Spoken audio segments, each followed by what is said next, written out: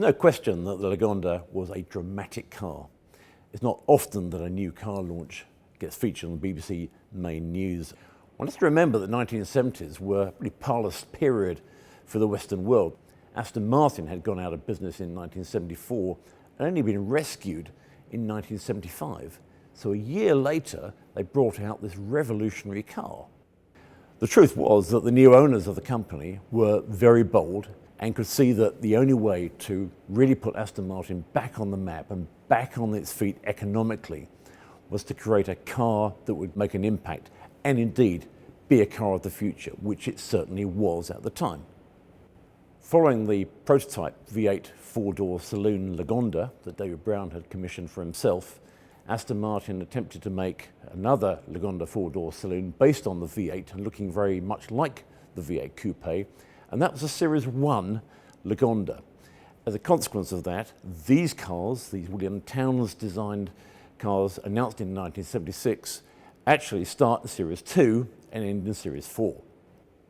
People think of this car as being a large car, but in truth, in the flesh, it really does not appear that way. It's a very clever design, a really dramatic, long and efficient wedge. Step inside this car, and there were uniquely designed in Canada, sumptuous seats of the sort never seen before, covered in Italian veal hide, no less. But then sitting in that driver's seat, you had this very elegant, Townes-designed, single-spoke steering wheel.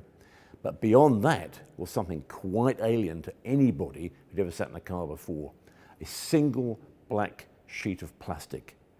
And behind that, when the key was turned, red LED illuminations came up to give you all the information you needed. So much information, in fact, that there was a button that said ESO, Essential Services Only, so you'd only have the important information given to you when you were driving. Townes' very clever low bonnet design had one unintended consequence.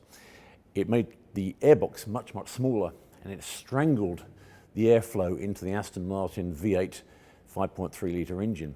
That engine was no longer powerful enough for the Lagonda as a consequence. The Lagonda also was a little bit heavier, of course, than the V8 saloon. To compensate, Aston Martin increased the size of the inlet manifolds, the inlet valves, and the exhaust manifolds as well, and increased the compression ratio to 9.1.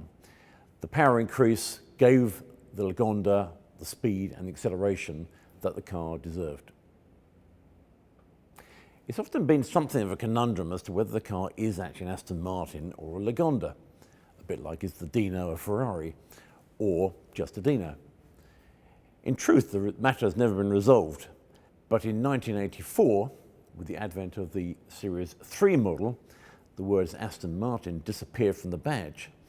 So we may conclude from that thereon it was known as the Lagonda only, although in the brochures and all other material, it was still called the Aston Martin Lagonda. So the mystery continues. The final iteration, the Series 4, was quite a different car to the earlier models.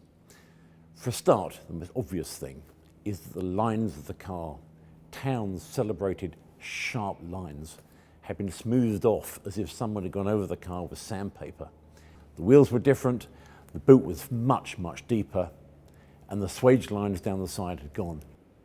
No longer pop-up lights from the bonnet, but they're all integrated into the bumper, making the whole frontal area seem much more clean and homogeneous. So was the Lagonda a success? Undoubtedly. Of course, it saved the company. Such volumes of cars made by Aston Martin in that period were very, very significant.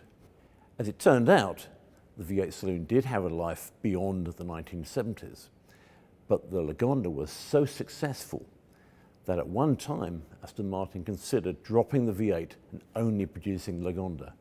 That, of course, would have been a mistake, but nonetheless, in 1 year, 90% of the cars they produced were the Lagonda.